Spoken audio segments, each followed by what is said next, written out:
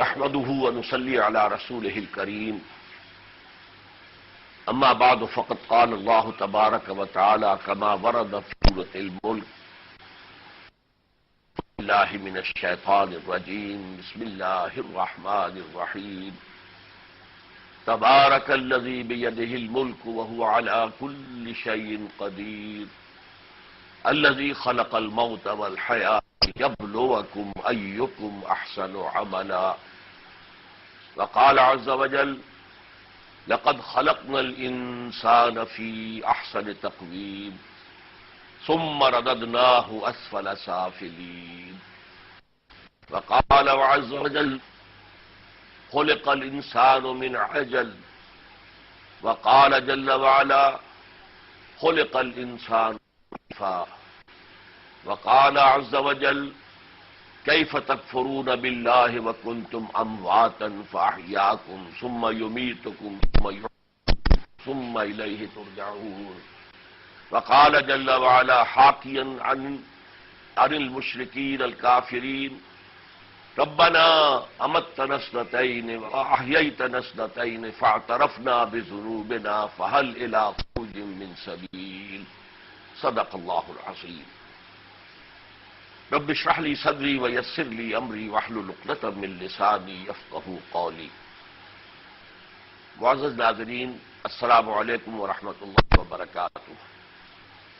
آج مجھے آپ کے سامنے انسانی زندگی کی حقیقت، موت کی حقیقت اور پھر انسان کی حقیقت کے بارے میں گفتگو کرنی ہے.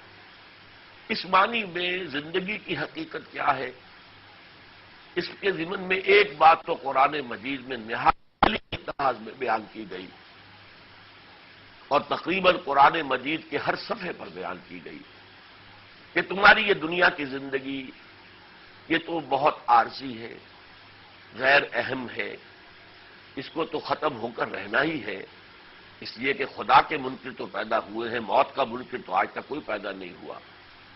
لیکن یہ کہ اس کے بعد تمہاری اصل زندگی شروع ہوگی، وہ اخروی زندگی ہے، اور اسے قرآن کہتا ہے کہ اصل زندگی وہی ہے. وَإِنَّ الدَّارَ الْآخِرَةَ هِيَ الْحَيَوَانُ لَوْ كَانُوا يَعْلَمُونَ. یقیناً آخرت کا جو گھر ہے وہی اصل زندگی ہے، کاش کہ انہیں معلوم ہوتا.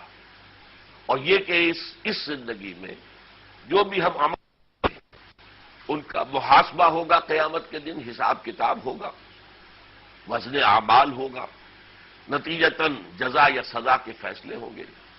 یہ تو وہ بنیادی حقیقت ہے کہ جس کو قرآن مجید نے اتنا واضح کیا ہے، اتنا واضح کیا ہے کہ اس سے زیادہ وضاحت کا امکان نہیں.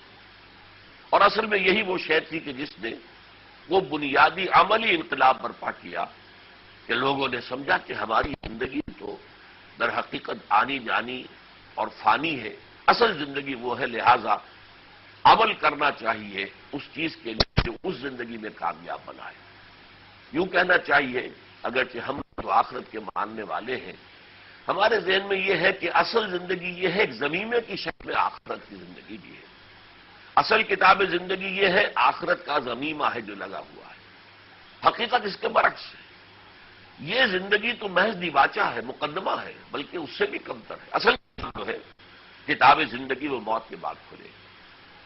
لیکن اس کے ساتھ ہی قرآن مجید میں اشارے ہیں کہ اس زندگی میں آنے سے قبل ہم حالت موت میں تھے.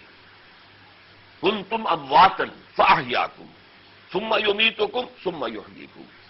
تم مردہ تھے تو اللہ نے تمہیں زندہ کیا اور پھر وہ مارے گا اور پھر دوبارہ جلائے گا. اور اس سے پہلے یقیناً اگر ہمارے یہاں آنے سے پہلے ہماری کوئی موت کی کیفیت تھی تو اس سے پہلے یقیناً کوئی زندگی تھی کہ جس پر موت وارد کی گئی. اور یہ اگر سارا تصور سامنے رہے تو سورہ مومن کی وہ آیت بہت ابھر کر سامنے آتی ہے کہ اہل جہنم یہ فریاد کریں گے ربنا امتنا اثنتین واحییتنا اثنتین فاعترفنا بذنوبنا فهل الى خروج من سبیل. پروردگار تو نے 2 مرتبہ ہمیں مارا، 2 مرتبہ جلایا، تو اب یہاں سے بھی کوئی نکلنے کی سبیل ہے کہ نہیں، دور ہے کہ نہیں.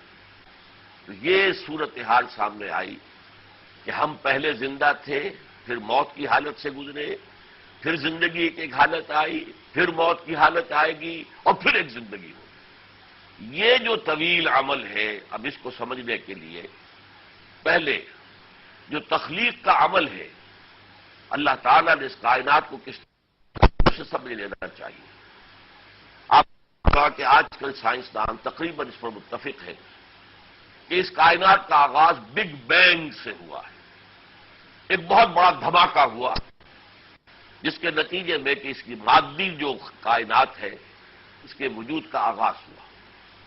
میں نے جو کچھ قرآن حکیم سے سمجھا ہے وہ یہ ہے کہ سائنسدان تو صرف اسی زندگی کو اور اسی وجود کو مان سکتے ہیں اور جان سکتے ہیں، اس لیے کہ ان کا اپنا دائرہ کار محدود ہے۔ جو چیز ہوا سے خمسہ کی گھر نہ آئے وہ ان کے دائرہ کار سے، دائرہ تحقیق سے، دائرہ جستجو سے خارج ہے۔ لیکن اصل میں اس سے بہت پہلے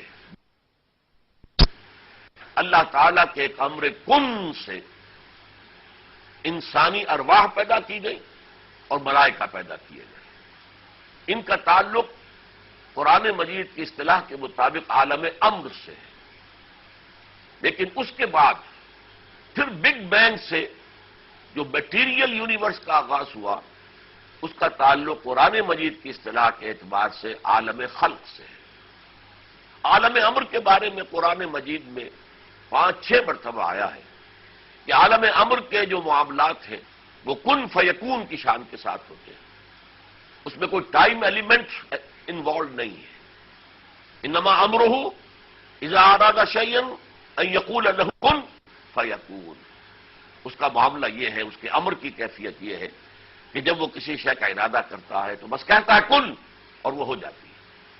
نو time is involved whatsoever. لیکن عالم خلق میں ٹائم انوالوڈ ہے۔ اس عالم خلق کے بارے میں فرمایا گیا، اور آپ کو معلوم ہے متعدد بار فرمایا گیا کہ خلقنا السماوات والارض فی 6 ایام، ہم نے یہ زمین اور آسمان جو ہے یہ 6 دنوں میں پیدا کیا۔ ظاہر بات ہے کہ ان دنوں سے مراد ہمارا یہ 24 گھنٹے کا دن نہیں ہے، یہ دن تو ہماری زمین کی حرکت کے اعتبار سے اس کا جو ایک چکر پورا ہو جاتا ہے اپنے عمود، اپنے ایکسس کے گرد، اس سے وہ دن رات وجود میں آئے۔ اور جو دوسرے اسی سولر سسٹم کے جو دوسرے سیارے ہیں ان کا دن کچھ اور ہوگا، ان کی ایک جو حرکت ہے وہ کتنے وقت میں پوری، پھر پورے سولر سسٹم کا ایک دن کچھ اور ہوگا۔ پھر یہ سولر سسٹم تو لاکھوں کی تعداد میں ایک گیلیکسی میں ہے، اس گیلیکسی کا دن کیا ہوگا، اور پوری کائنات کا ایک دن کیا ہوگا۔ ہم کہہ سکتے ہیں یہ ملینمز ہے، یہ در حقیقت دن نہیں بلکہ یہ 6 عظیم ادوار ہیں کہ جن میں کائنات کی تخلیق ہوئی ہے۔ تو اس کے اندر یہ بتایا جاتا ہے، اور میں سمجھتا ہوں کہ یہ چیزیں اب اہل سائنس کے نزدیک، طبیعیات کے جو ماہر ہیں ان کے نزدیک متفق علیہ ہے کہ بگ بینگ کے نتیجے میں فوٹونز پیدا ہوئے جن کی حرارت بے انتہا تھی، ٹریلینز ڈگری سینٹی گریڈ، اور جو تیزی سے حرکت کر رہے تھے، تیزی سے بھاگ رہے تھے ایک دوسرے سے، یہ کہ آگ کی روشنی کے مترادف ہے، جیسے آگ کی روشنی ہے۔ تو یہ جو دور تھا فوٹونز کے ذریعے سے یہ گیلیکسیز وجود میں آئی، پھر یہ سولر سسٹم وجود میں آئے۔ یہ دور ہے جس میں کہ اللہ نے جنات کو پیدا کیا ہے۔ بار بار قرآن میں کہا گیا ہے کہ ہم نے ان کو وَخَلَقَ الْجَانَّ مِن مَارِجٍ مِّن نَار، جنات کو ہم نے پیدا کیا ہے، اور یہ بھی فرمایا گیا ہے کہ ہم نے آدم سے قبل پیدا کیا تھا۔ وَالْجَانَّ خَلَقْنَاهُ مِن قَبْلُ، آدم کی تخلیق سے پہلے ہم نے جنات کو پیدا کیا، کیونکہ ابھی پوری دنیا ایک آگ کا ایک بہت بڑا سمجھیے ایک آگ کا ایک لمٹ لیس قسم کا شعلہ تھا۔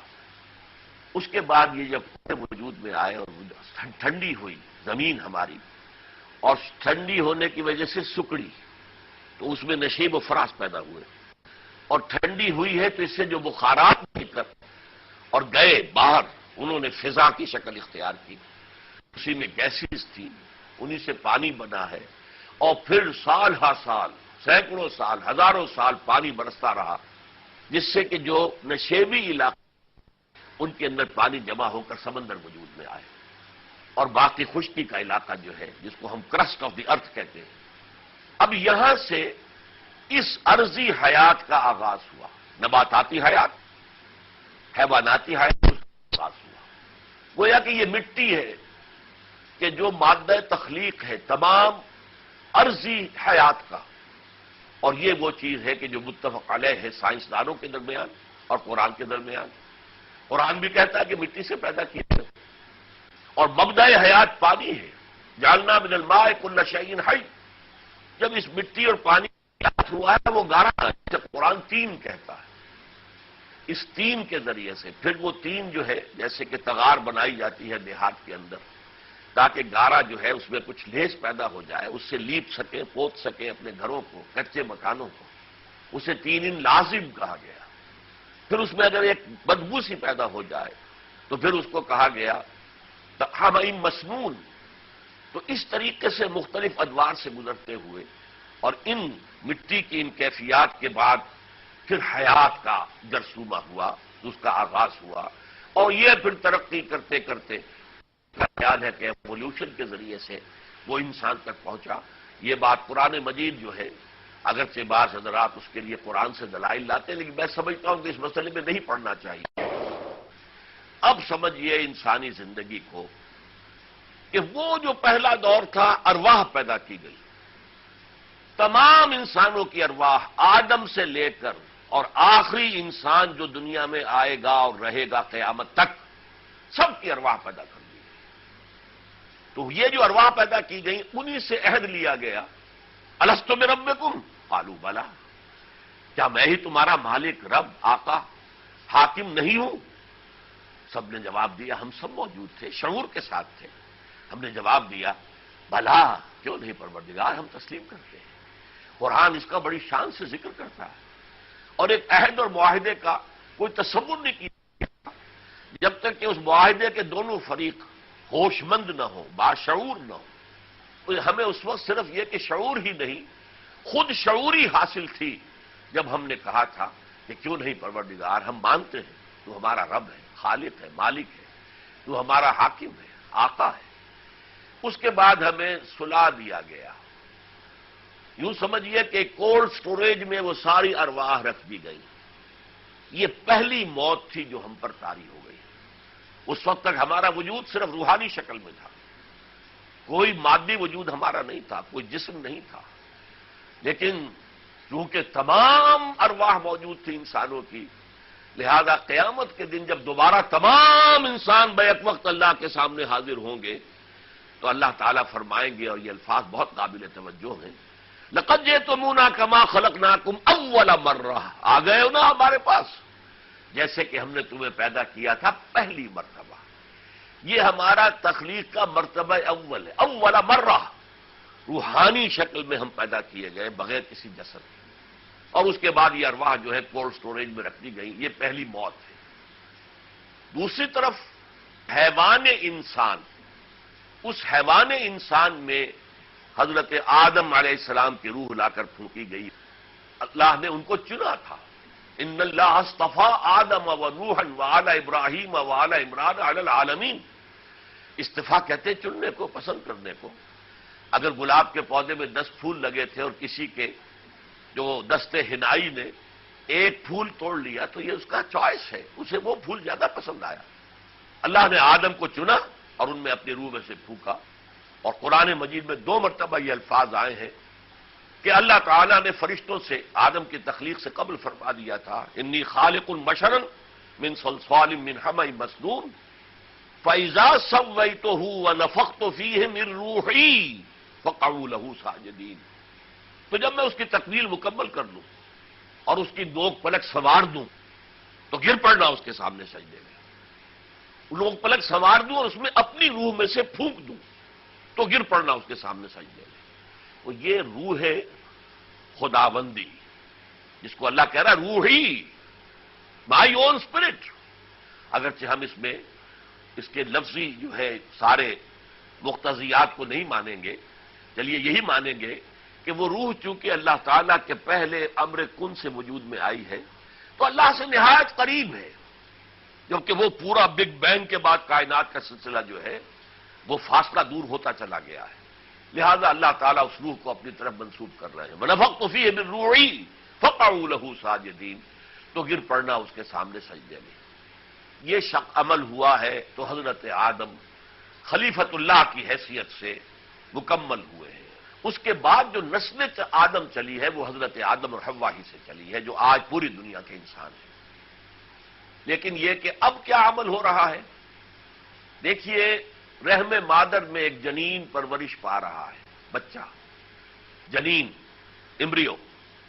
اور اس کے بارے میں ایک حدیث جو بہت اہم ہے حضرت عبداللہ ابن مسعود رضی اللہ تعالی عنہ سے، اور جو متفق علیہ ہے، اور جس کے مضمون کے خفی ہونے کی وجہ سے آپ نے فرمایا اس میں ان عبداللہ ابن مسعود قال سمعت رسول اللہ صلی اللہ علیہ وسلم وهو الصادق المصدوق.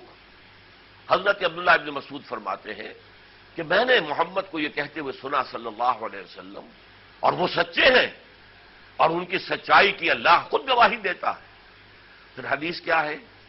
تم میں سے ہر ایک اپنی ماں کے پیٹ میں 40 دن نطفے کی شکل میں ہوتا ہے، پھر 40 دن علقہ کی شکل میں ہوتا ہے، پھر 40 دن مضغہ کی صورت میں ہوتا ہے. اس کے بعد اللہ تعالیٰ ثم یرسل الملک، پھر فرشتے کو بھیجا جاتا ہے، اللہ بھیجتا ہے فرشتے کو، فینفخ فیہ الروح، جو اس میں روح پھونک دیتا ہے. اب یہاں پر عام لوگ جو ہے یہ سمجھ کر گزر جاتے روح سے مراد جان ہے، حالانکہ یہ بہت ہی ناسمجھی کی بات ہے. جاندار تو وہ نطفہ بھی تھا، نطفۃ الرجل، جو باپ کی طرف سے اسپرمیٹازون آ رہا ہے، بہت تیزی سے حرکت کرتا ہوا آ رہا ہے. کیا وہ زندہ نہیں تھا؟ کیا ماں کی طرف سے آنے والا اووم، کیا وہ زندہ نہیں تھا؟ پھر یہ 120 دن جو گزرے ہیں، جو گروتھ ہو رہی ہے، یہ کیا بغیر زندگی کے ہو رہی ہے؟ زندگی تو اس وقت سے ہے، لیکن زندگی اور شے ہے اور روح اور شے ہے. تو اس کے بعد روح پھونکی جاتی ہے، جس کے لیے قرآن مجید میں سورہ مومنون کے آغاز میں یہ سارے مراحل ہیں بیان کرنے کے بعد کہ نطفہ، علقہ، مضغہ، پھر ہم نے ہڈیاں پیدا کی، ہڈیوں پر گوشت چڑھایا، اس کے بعد ثم انشأناہ خلقا آخر، پھر ہم نے اسے اٹھایا ایک اور ہی تخلیق میں. یعنی اب تک وہ حیوان تھا، صرف زندہ تھا لیکن حیوان انسان. اب جب روح پھونکی گئی ہے یہ بالکل دوسری شے بن گیا ہے، اب یہ انسان بن گیا ہے. اس کے بعد آپ کو معلوم ثم نخرجکم طفلا، ایک جگہ آیا، پھر ہم بچے کسی حالت میں معصوم سا، وہ پھول وہ ماں کے پیٹ سے جو ہے باہر آتا ہے. اب یہ جو زندگی کا دور شروع ہوا ہے، یہ ہماری یہ حیات دنیاوی ہے. اس میں ہمارے دو حصے ہیں، دو وجود ہیں جو ایک دوسرے کے ساتھ جڑے ہوئے ہیں. کیسے جڑے ہوئے ہم نہیں جانتے. ایک ہمارا وجود حیوانی ہے جو زمین سے آیا ہے، کس ذریعے سے کس طریقے سے آیا اس کو چھوڑ دیجیے، زمین سے آیا ہے، وجود حیوانی ہے، یہ وجود مادی ہے. اور ایک ہمارا وجود روحانی ہے، اور یہ ہے جس کے لیے فرمایا گیا کہ ہم تو اللہ ہی کے ہیں، انا للہ و انا الیہ راجعون. یہ 30، 40، 50 برس تک یہ مادی وجود اور روحانی وجود جڑے رہتے ہیں. اب موت آتی ہے، ہمارا مادی وجود جہاں سے آیا تھا وہیں چلا جاتا ہے، مٹی میں جا کر مٹی ہو جاتا ہے. لیکن ہمارا روحانی وجود وہ نہ مٹی سے آیا تھا نہ مٹی میں جائے گا، وہ تو انا للہ و انا الیہ راجعون، پھر اللہ کی طرف رجوع کرے گا. اور اب پھر ایک موت طاری کر دی گئی، پھر سو گئے. آپ عالم برزخ کو آپ عدم سے تعبیر نہ کریں. یہ نہیں ہے کہ ہمارا وجود ختم ہو گیا، وجود برقرار ہے. جیسے کہ پہلے ہم روحانی حالت میں زندہ تھے، پھر ایک موت طاری آئی، اور موت نیند ہی ہے، نیند کی بہن ہے. نیند میں شعور چلا جاتا ہے، اور موت میں شعور کے ساتھ زندگی بھی چلی جاتی ہے. جسم تو جو کا تو رہتا ہے. بہرحال پہلے ہم وہاں عالم امر میں ارواح کی شکل میں تھے، پھر ہم پر ایک موت طاری ہو گئی. کنتم امواتا فاحیاکم، پھر ہمیں زندہ کیا گیا. ربنا امتنا سنتین، پہلی مرتبہ مارا ہے جبکہ ہم ارواح کی شکل میں زندہ تھے اور ہم پر موت طاری کی گئی. پھر ہمیں یہاں پر پہلا احیاء ہو گیا، ہم زندہ ہو گئے. انسانی زندگی میں کہ جس میں اس کا مادی وجود بھی ہے اور روحانی وجود بھی ہے. پھر موت آئی تو 2 مرتبہ مارا اللہ نے، اور پھر چونکہ دوبارہ ہمیں اٹھائے گا قیامت کے دن، لہذا احییتنا اثنتین، انہیں زندہ بھی ہمیں 2 مرتبہ کیا ہے. اس اعتبار سے غور کیجئے تو زندگی کے 3 ادوار ہوئے. پہلا دور صرف ارواح کی شکل میں، دوسرا دور روح اور جسد کے ساتھ، تیسرا دور بعث بعد الموت کے بعد. درمیان میں 2 موتیں آئیں. پہلی موت جو ارواح پر طاری کی گئی، سلا دیا گیا، کولڈ سٹوریج کے اندر سٹور کر دیا گیا.